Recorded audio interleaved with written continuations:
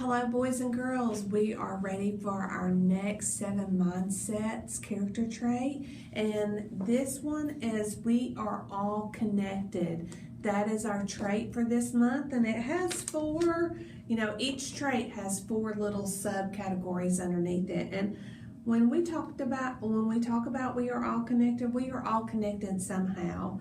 And the 4 traits under it are embracing everyone. That means we embrace others. We don't make fun of others. We're kind to others. And maximize positive relationships. That means, have you ever heard of a negative nanny? That they're always negative. You could say, oh, it's a beautiful day today, and they'll go, no, it's not. So we want to make sure that we have those positive people around us. Build your dream team. That's one of my favorites.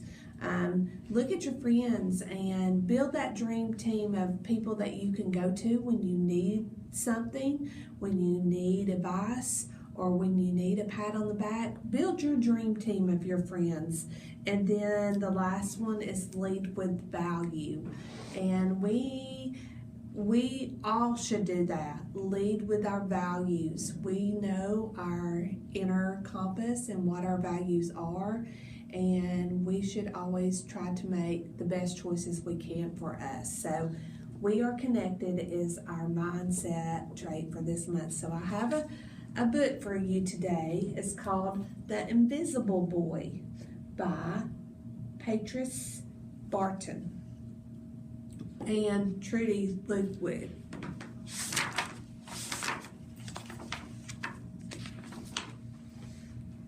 Can you see Brian, the invisible boy? Even Miss Cartella has trouble noticing him in her classroom. She's too busy dealing with Nathan and Sophie. Wonder why she has to deal with Nathan and Sophie so much. Nathan has problems with Miss Cartella calls volume control. He uses his outside voice inside way too much. Sophie whines and complains when she doesn't get her way. Nathan and Sophie take up a lot of space. Brian doesn't. Do you know some people like Nathan and Sophie? Or like Brian? When the bell rings for recess, Micah and JT take turns choosing kids for kickball teams. The best players get picked first. Then the best friends of the best players. Then the friends of the best friends. Only Brian is left, still waiting and hoping. JT glances in Brian's direction and just as quickly looks away. We've got enough players for each team, he tells the others. Let's play ball. It's not good to leave people out. That probably hurt his feelings. Look, his head's down, shoulders are scrunched up. In the cafeteria, Madison and her friends talk about her birthday party. The rope swing over the pool was awesome, says JT. Yeah, so was the water slide, adds Fiona. That was the best pool party ever. I'm so glad you guys had fun, says Madison. Everyone did except Brian. He wasn't invited. At choosing time, while the other kids played board games and read, Brian sits at the table doing what he loves to do best. He draws fire-breathing dragons scaling tall buildings. Thank you for toasting my marshmallows. I got you now. Crackers are yay! Space aliens locked in intergalactic battles. Greedy pirates digging for treasure. Hi, friend, have a cookie. And superheroes with the power to make friends wherever they go. He's a very good artist. On Monday morning, Miss Cartello introduces Justin, a new student, to the class. Brian smiles shyly at him. Some of the other kids sneak looks at Justin, trying to figure out if he's cool enough to be their friend.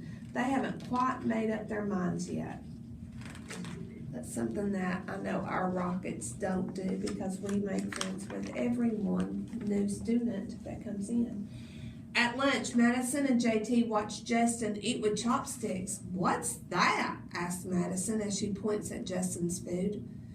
It's and I don't know if I'm pronouncing this word right, bulgogi? What? Bulgogi. It's Korean barbecue beef. Bulgogi? My grandmother made it for me. It's really good. Do you want to try some? There's no way I'm eating that.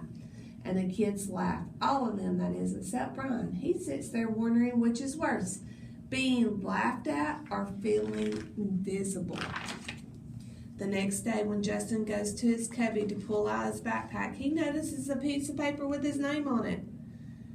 Justin, I thought the bulgogi looked good. Brian. And there's Brian saying, yum. At morning recess, Brian finds a piece of chalk on the ground and starts drawing. You're Brian, right? Yeah. Thanks for the note. Hey, Justin, Emily calls out from the teeter-ball. You're up next. Sorry, I gotta go, says Justin. By the way, that's a really cool drawing, he adds before he takes off. Back in class, Miss Cartella asked the kids to team up to 2s or 3s for a special project. The kids scurry around the room to pair off. Brian heads towards Justin. I'm already with Justin, says Emilio. Find someone else. Brian looks at the floor, wishing he could draw a hole right there to swallow him up. Miss Cartella said we can have up to 3 people in our group. We're only 2. Come on, let him work with us. Okay, I guess.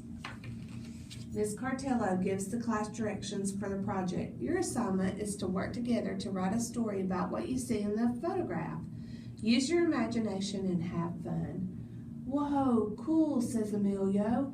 What kind of people do you think would live in houses like that? I don't know, but I bet Brian could draw them to go with our story, says Justin.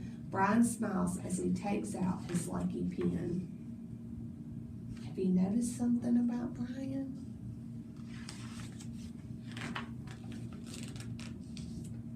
And there they are, working together. Working, drawing, cutting, making. And then there they are presenting. It's called The Crooked Story We Made Up About on the Spot, they said. It's lunchtime again, Brian's least favorite part of the day. Another 20 long minutes of kids talking and laughing with everyone else but him. Brian, he hears someone shout. Hey, Brian, over here. Brian turns and sees Justin waving him over. Emilio nods at Brian as he makes room for him at the table. Cookies. Maybe, just maybe, Brian wasn't so invincible after all. Thanks. Sharing cookies. The end. So, in that book, with our theme, we are all connected. Brian didn't feel connected at the beginning. His teacher didn't really notice him either because she was too busy taking care of other people or having to deal with students that were not making good choices. But in the end, Brian reached out, took a leap of faith to connect to the new student. And the new student connected back, and then they added Emilio. So sometimes you have to maybe take that leap of faith to reach out to somebody to try to connect if you're feeling alone or feeling invisible like Brian in the story. So if you are, I challenge you to do that, to reach out to someone, because we should all be connected. We are all connected. We are all rockets.